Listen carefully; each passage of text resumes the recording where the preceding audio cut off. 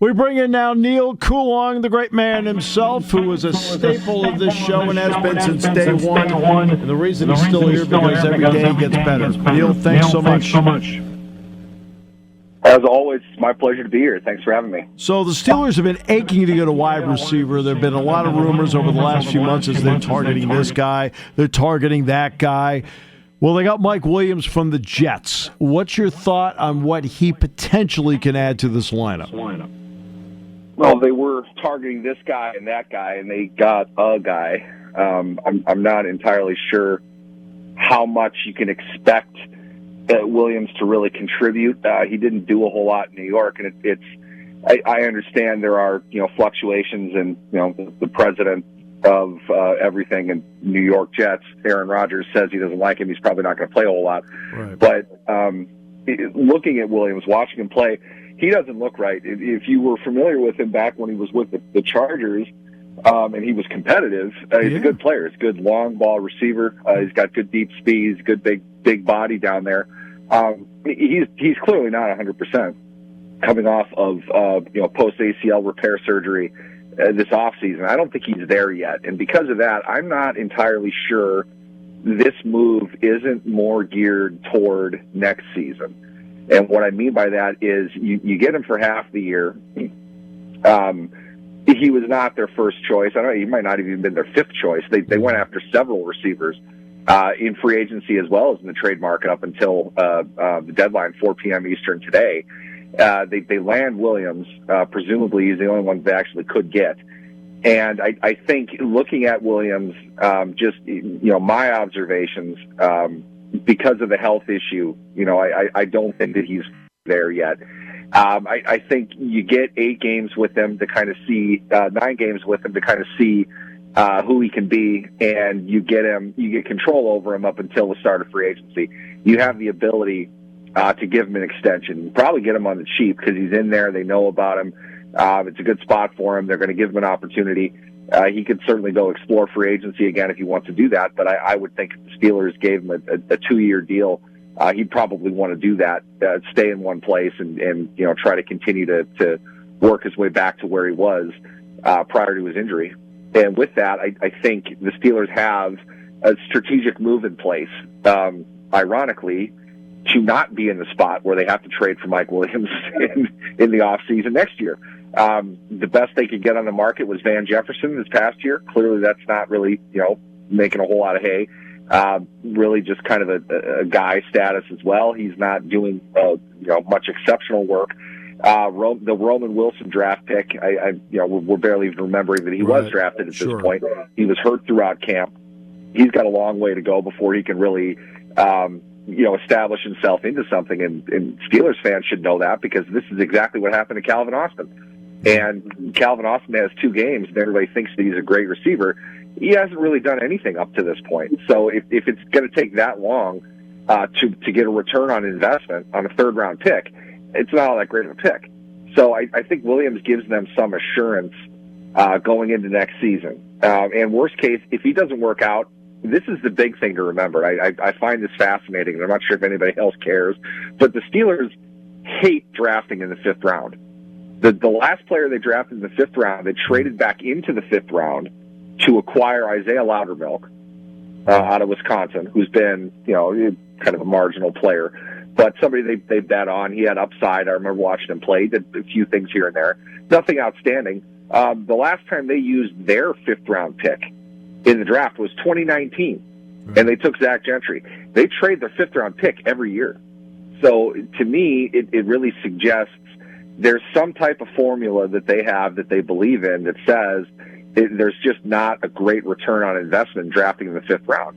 And you can see potentially, if they feel 5th round picks don't tend to be any better than 6th round picks, but you have to pay 5th round picks a lot more, it would make sense that you'd prefer to load up on 6th round picks, which they do quite a bit over the last. This is Colbert and Kahn. They've done that often. If you feel though that that's the case, then get rid of your 5th round picks like they're on fire, which is what they do every year. So I don't think the value of the 5th round pick is very much. And Mike Williams doesn't have a whole lot left on his contract. The Steelers are picking all that up, apparently, the report that I saw. So I don't think it's a terrible move, but I really don't think it's one that is that should be seen as one looking to produce a pretty big return immediately. I'm not sure if Williams is there as a player. I hope I'm wrong for Mike Williams' sake, but from what I saw, I'm not sure how effective he can really be for the remainder of this season. When they acquired Van Jefferson, I thought, you know what, not a bad player, not awesome and incredible. He's not going to throw you over the top, but I always felt with the Rams he was a fairly dependable player. How's he been with the Steelers, in your opinion? I think he's playing the position, choosing my words carefully here. I don't want to flood your station with angry Justin Fields fans, but he's playing the position for the Steelers that requires probably the best quarterback play. That X receiver spot, moving around, there's a fluidity to it. You are running routes, but you have concepts in mind. There are places you need to go based on coverage.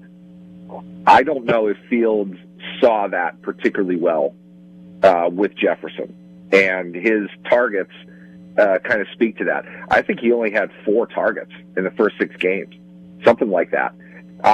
He had probably 3 times that in 2 games with Russell Wilson, and he produced a little bit. You saw a little bit more why they signed him. But let's be fair. I mean, this is, in some ways, it's a different offense, but in some ways, he's replacing Deontay Johnson's spot on the field. And Deontay Johnson got 8-9 targets a game for 3 years with the Steelers. That's a lot of production. I don't think anybody expected Van Jefferson to get that. But with a better passing quarterback, we're starting to see more now of what Arthur Smith envisioned that this offense was going to be. And that's a good thing for Jefferson. And I'll say this, Jefferson, coming out, I really like Jefferson. I thought he had his Steelers receiver all over him. Very balanced. He's got good footwork. He knows how to read coverage. He's a smart player. The Steelers like those kinds of receivers, and they draft them often. They didn't get Jefferson. I feel like there was a reason back then. I don't remember what it was, but your typical Steelers 3rd, 4th round draft pick type of guy. It didn't work out there. He did some things with the Rams. He wasn't a great player. I'm not surprised he's still in the league, and I think he'll be in the league next year as well. But not going to be a chart-topping type of guy. To have Arthur Smith's offense, which is tight end oriented, they tend to make the bigger plays. Having that underneath receiver, it might not be as valuable a commodity overall, but this is a team that really is wide open at the receiver position. Anybody want to step up and get open, they're going to get the ball. And now you have a quarterback that's able to do that. You're seeing Jefferson add a little bit more, in my opinion. Now, is he going to catch 60 passes over the second half of the year? I wouldn't think so. But to do a thing here and there, similarly to Williams, I'm not saying that he's not going to do anything, but I don't think either of them are going to be game-to-game dominant. It's not going to, really boost the position, which fairly is one of the thinnest in the NFL. But he does bring something to the table. We'll see what he does. He's getting a lot more opportunity with Wilson. I think that's because Wilson sees him, and they're on more in a connection than perhaps Jefferson and Fields were. Do you have a different view of Arthur Smith as a play caller for Russell Wilson as opposed to Justin Fields? That's a good question. I don't know if I do, to be honest. I don't think Smith was running much complexity for either of them. I will say they have more opportunity. They're sustaining drives longer. And with that, you see more. Now, in that regard, you could say he's getting more out of Russell Wilson. They're doing more. They have the opportunity to do more because Wilson's having more success overall than Fields was. On a down-to-down basis, Wilson's moving the chains. He's completing more passes. They're scoring more. We've seen that. And they're doing more overall in the offense. So I think Smith has more of a chance to do more things. But I don't know how deep they've really gotten. And I think some of that is,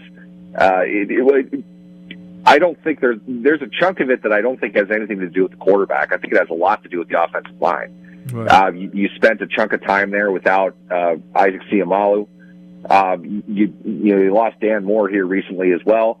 Broderick Jones has not exactly been stellar to this point, to put it mildly. You had a rookie going into the season at center, and you lost James Daniels pretty quickly into the season. You had another rookie at right guard. I think because of that, things had to be a little bit more simplified. At the same time, I think that's why you're seeing the Steelers' run offense get a little bit better per carry than what it was. You're getting better play out of younger players, which keep in mind, too, Frazier went down to have McCollum in there as well. They've had to dig deep into their depth at offensive line. So with that, I don't know how much complexity there can be. But on the surface, and to answer your question, I don't think it's any more complex for Russ. I think Russ is doing more with what's there on a per-throw basis. I don't want to act like Justin Fields didn't do anything, but to me, through 2 games of Wilson with 6 of Fields, it's pretty obvious that Wilson's a much better quarterback. Play to play, he just has a much better handle of what's going on. He sees the field better, and he gets the ball to open receivers more often. Fields did pretty well with what he was asked to do, but he didn't do a whole lot. So it's not a question of complexity. I think it's really just Wilson's the veteran quarterback with good vision, good eyesight, and he delivers an accurate pass to an open receiver. It's pretty simple when you look at it that way, but Wilson definitely has more of a command of what's going on out there. What has impressed you about the Steeler defense at this point? What has given you pause? The run defense is a concern, and they put a lot into their run defense this offseason. You extended Cam Hayward, in my opinion, something they should have done, but a large part of it was there was nobody even close to able to provide the level of run support that he does. That's a big component in what you're doing. You're seeing great play out of Keanu Benton, a young player that they're going to count on in years to come. He's going to be a core player for them. Defensively, you invested a lot of money in a linebacker. We've talked about this for years. I don't know how many linebackers they've gone through trying to replace Ryan Shazier, but Queen is the next one in line. I'm not sure how good Queen has been. So there are issues there that should bother anybody for the amount of investment that they've put into this. You can't let teams run down your throat the way that we've seen them, especially not when maybe the best team in the AFC runs the ball at a prolific rate, and they're in your division. You got 2 games against them with 9 to play. So Baltimore is not an easy team to stop for anybody. They're going to struggle the way that we have seen them play run defense to this point. What I like about them is they have T.J. Watt. I know that's pretty simple, but I don't think there is a superlative that you can put on his game that hasn't been said at this point. But as an observer, watching the last 7 years, I think it really says something late in a close game when you just know T.J. Watt's going to do something. And that's not fan speak. You're sitting and waiting because that's usually what happens. How many defensive players have we ever seen that will make a play when the game is on the line? We say that about quarterbacks. We say that about wide receivers. Way back in the day, the AFC Championship game at Three Rivers Stadium, John Elway drops back to pass and throws a 95-mile-an-hour fastball that drills Shannon Sharp square in the chest to clinch the game and send the Broncos to the Super Bowl. Those are 2 guys you knew were going to make a play because they did. They're Hall of Fame players for a reason. T.J. Watt's on defense, reacting to what's going on, and he still makes a play. The ball pops out of the guy's hands when T.J. Watt hits him late in close games. Nobody else is like that. It's really a remarkable thing to watch. I've thoroughly enjoyed being able to see him throughout his career. And I've said not to write him off, but most guys, they start slowing down as a pass rusher. I think Watt might be better. Yeah. I think he has more. The explosion probably goes down, but you watch the array of moves that he has, the way that he sets tackles up. He's such a smart player. He is so far ahead of the guys that he's going against. It's like he just needs reps. He just needs the opportunity to see how they're going to block him. And by the end of the game, he's got 4 or 5 things he's going to do that they don't see coming, and he kills them every time. Just a phenomenal player. And if it needs to be said, he's a first ballot Hall of Fame guy. Very likely could become this year the first player, I believe, in voting history for the Defensive Player of the Year award to get first place votes in 5 consecutive seasons. His brother didn't even do that. Aaron Donald didn't even do that. That speaks hugely to his ability, to his intelligence, to his growth in the game, and his health. That's probably the biggest thing. His brother, unfortunately took a lot of injuries probably at the height of his veteran prime. He probably had another Defensive Player of the Year in him, if not for injuries. And Watt has been fortunate enough to avoid a lot of that, high-end injuries to this point. And the Steelers, over the last 6 years, have probably won 15 games that they shouldn't have because of T.J. Watt. And I don't think any defensive player could say that. You can only play who you play. How much of the 6-2 record is a result of the schedule? And what's your view of the schedule here as they make the turn into the second half?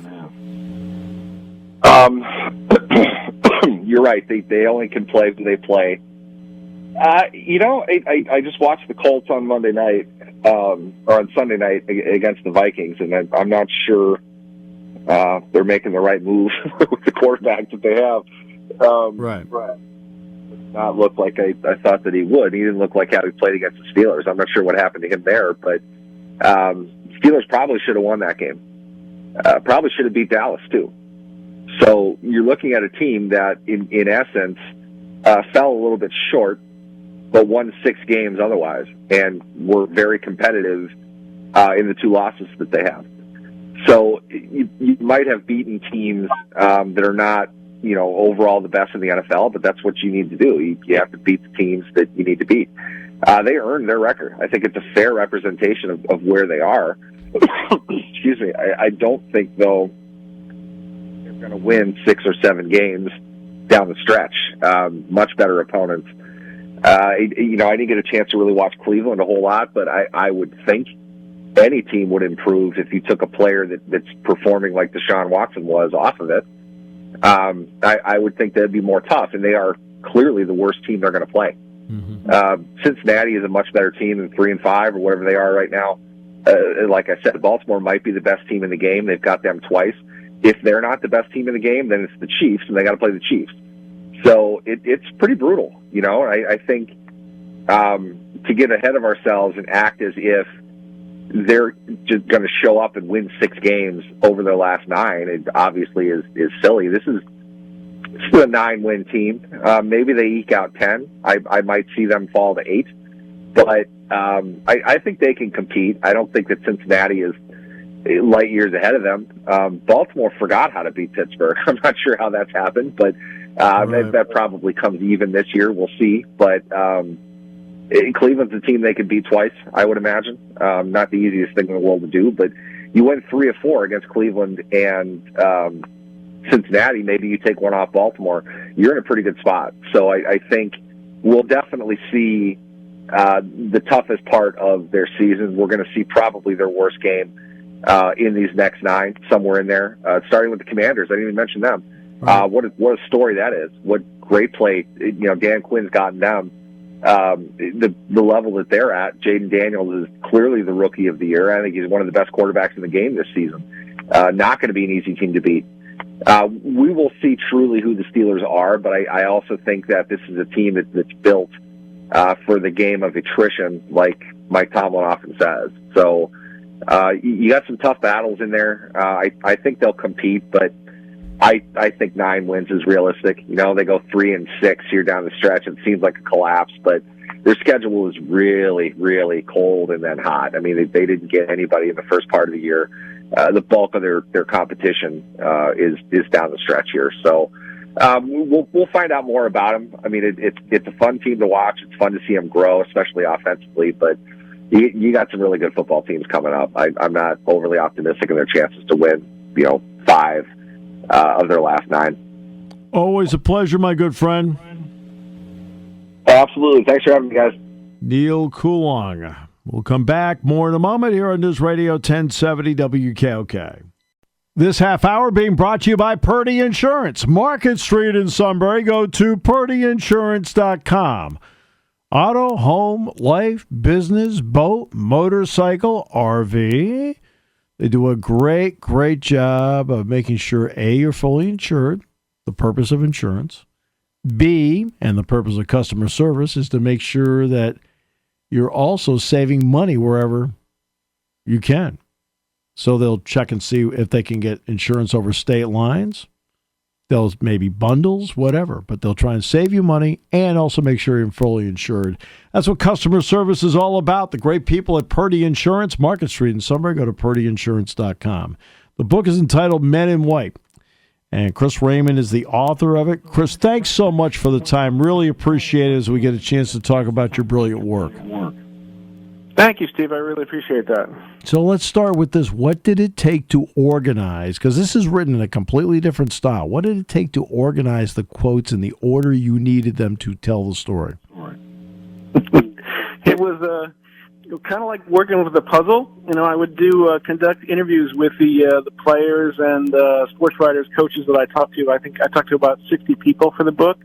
And then have the transcripts, typed up, and I would literally go through and kind of just excise the gems, right? The quotes that I thought were most compelling. And then I found, in working with it, that they sort of started to kind of connect themselves. They fit almost like puzzle pieces because certain themes emerged in the reporting. And a lot of the players kind of returned to the similar moments or points that they were trying to make. So it was a matter of kind of stitching that together, and I found that it was a lot of fun to do. But the reason that I really kind of chose to kind of go with the oral history was just because, I had covered the team when I was there at Penn State in the 1980s, so I knew some of the people that continued to cover the team in the years after that, but the players had no idea who I was. So I felt like I needed to kind of go to them and, considering how much they'd been burned by, I think, the national media in 2011 when the story first broke, the Jerry Sandusky scandal, it was easier for me to go to them and say, like, hey, I'm trying to tell this story, and it's really going to come out in your own words. Did it take more work with a few of the guys than others because of the trust? I was really surprised. I had much more luck than I thought. There were some players that really never quite warmed up to it and didn't speak to me in the end. But I kind of started with like some of the walk-ons and some of the role players, and I think those interviews went well, and I think those guys kind of talked to some of the other players. And then I got lucky. I was able to get to Trace McSorley and Christian Hackenberg fairly early in the process, and I think by the time those interviews were done, others were kind of willing to speak to me. There is a narrative about all of this, as we both know. What did you learn through all of this that maybe you did not know before? For me, I knew a good story in that 2012 season, and I knew there was a great story in that 2016 season. It was a matter of, can you connect the dots, right, and lead people through those kind of lean years. And I wasn't sure whether there was going to be enough of a story there, and what I found was that there was. I mean, those guys were committed all the way through, and it was kind of like a roller coaster ride. So you did get certain breakthrough games, the 4-overtime win against Michigan, and then you would kind of plummet to, the loss to Temple in 2015. But there were things that they were sort of trying to do. I think the thing that really came through for me was, and I guess you kind of expect this from a Penn State player, but that whole idea about, Paterno's idea about success with honor, high character guys, really that's what they kept leaning on in those lean times, was that, these were guys that were coming here not just to win football games, but because they wanted to kind of be well-rounded individuals, and because they felt that whole idea about like winning with honor, about winning on a team where you're surrounded by high character guys matters.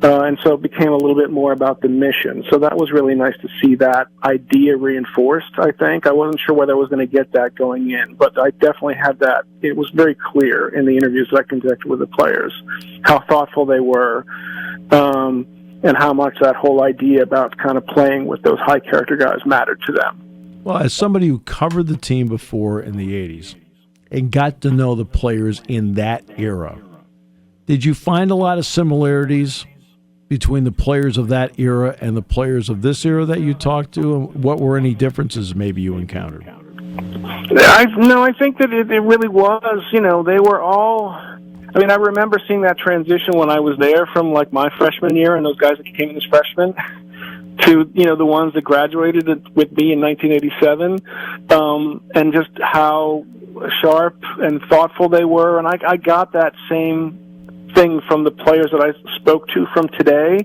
I think one of the things that I found was really interesting in talking to Lydell Sargent, who, had played years before, but had come back to talk to the players when it looked like everything was going to fall apart in 2012. And one of the things that he drove home to me, it's kind of obvious, but I haven't thought about it this way, but because Joe Paterno was there for 50 years, you had Letterman for 50 years who all went through the same exact experience. And that's really unusual for a college football program to have that.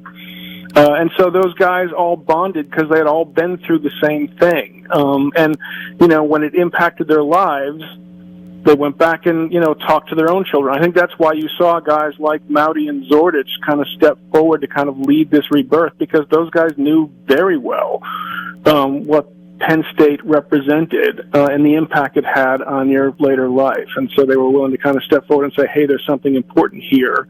We need to rescue this, right? We're not going to let one man tear this program down.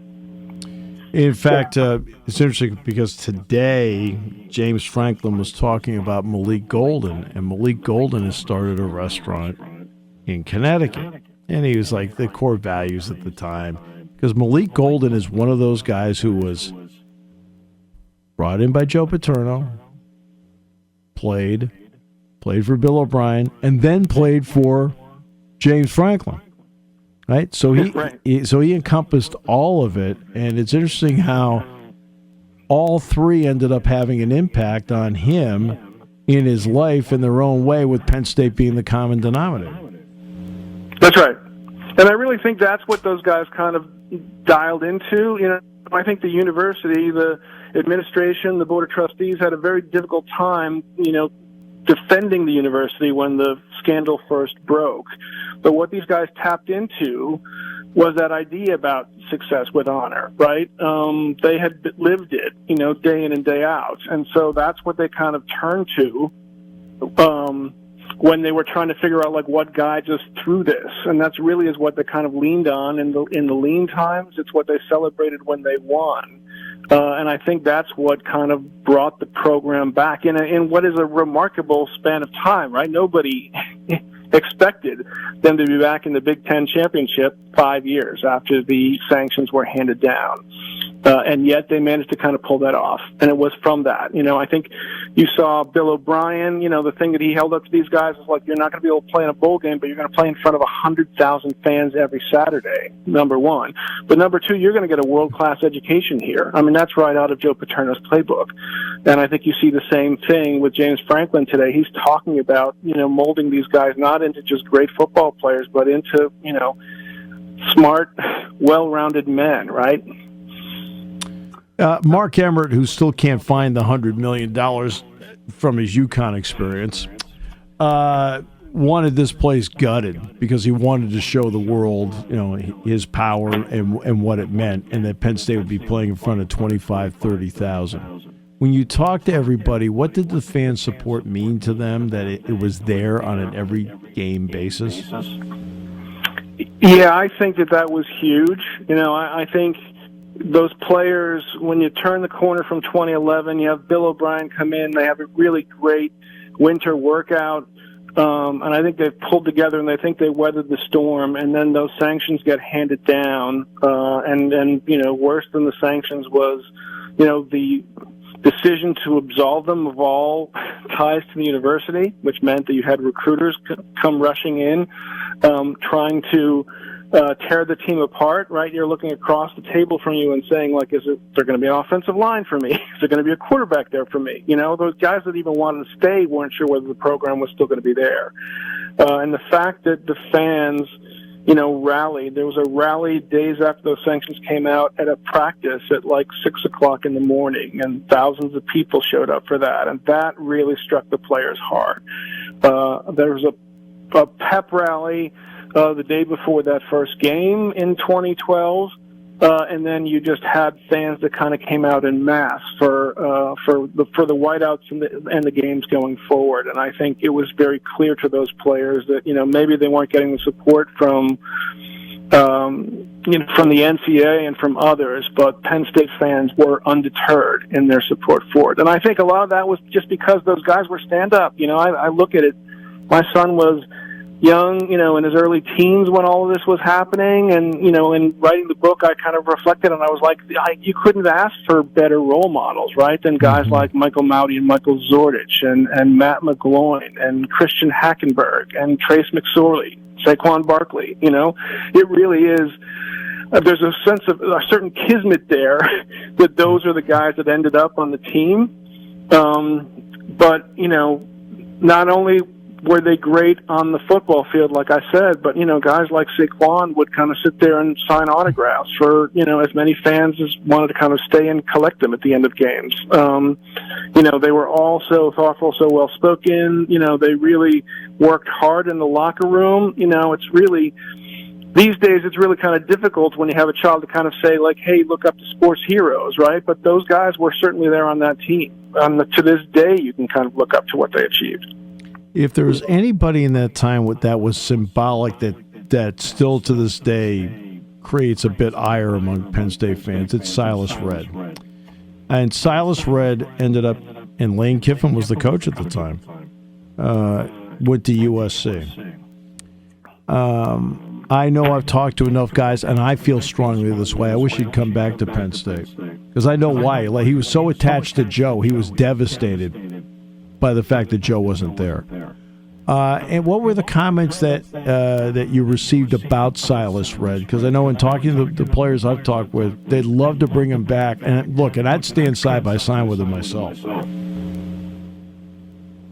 Yeah. I think, when I was in the midst of reporting the book, that's when that documentary, Saving the Roar, came out. Yep. And that certainly was one of the bigger storylines there. I think one of the most remarkable moments in that documentary is when they went back and talked to Silas Redd about the experience and how much it gutted him. You had a guy there in tears. He was literally in tears at the end of that interview. I know. You saw the impact that it had on him. And I think he spoke then, not long after that, on Adam Brenneman's podcast.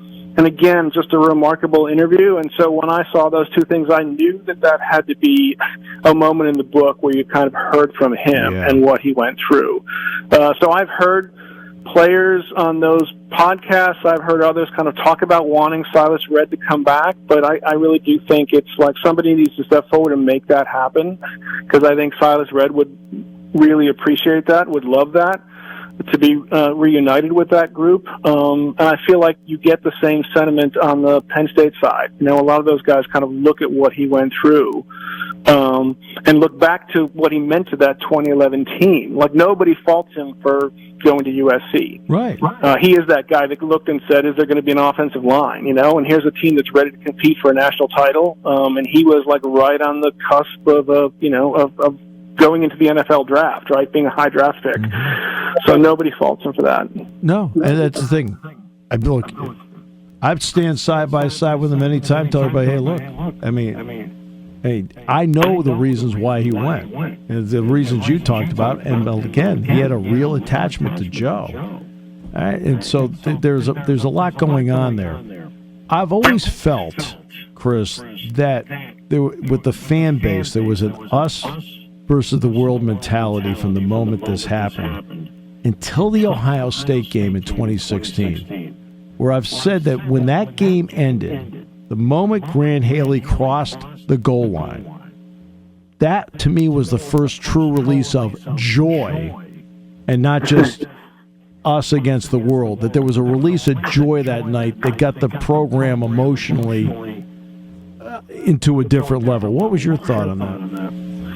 Yeah, no, I agree with you 100%. I think that I think what people on the outside didn't realize in 2011 was that you had the national media sort of descending on the campus and pushing, the story forward, driving it forward, like really pushing for heads to roll.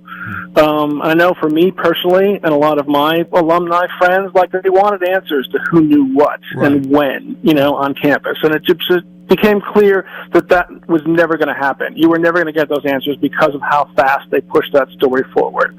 And so I think that's where that us versus them mentality comes from. It was like an invading army, really, that's where that us versus them mentality comes from. But that 2016 team, when you look at it, that was one of the most thrilling teams to watch because they had all those sort of come from behind victories. And you're rooting for guys like Trace McSorley and Grant Haley and Saquon Barkley. It's hard not to root for those guys. I think you couldn't look for better ambassadors for the sport of college football. And so I think when they finally broke through, it was clear that the team was back. This was a team that could compete on the national stage. And they did it in a way that was so joyous, right? Such a thrilling win.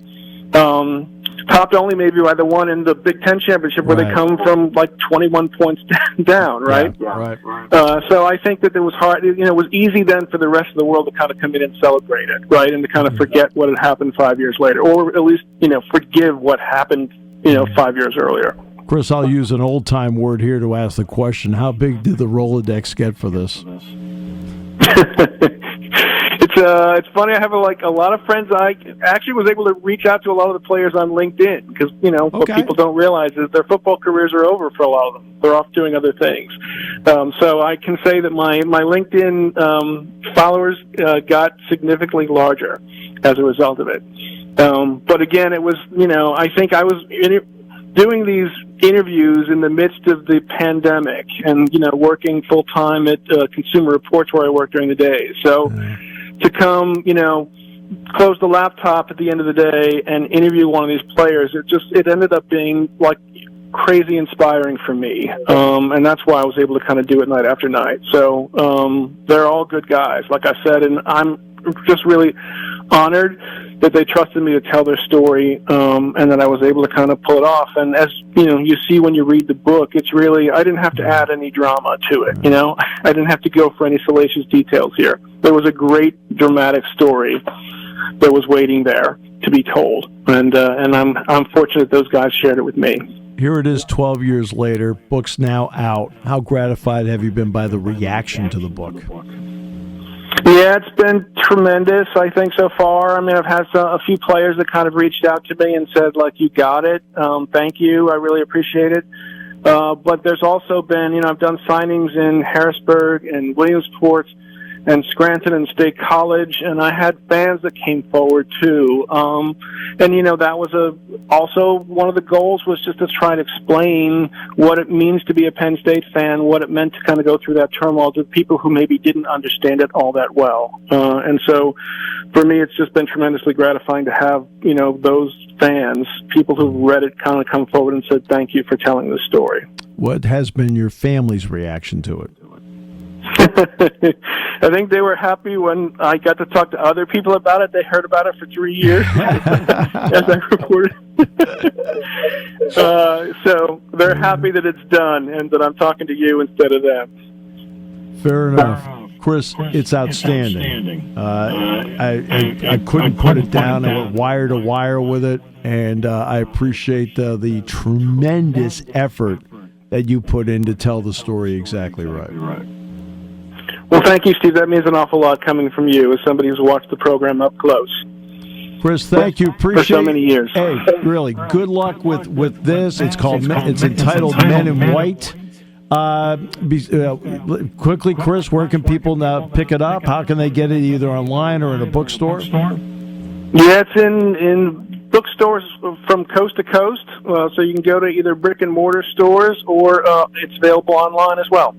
Anywhere where you buy books, you're likely to find it. Well, congratulations on this great work, and we appreciate the time you gave us today. Thank you. Take care. Chris Raymond.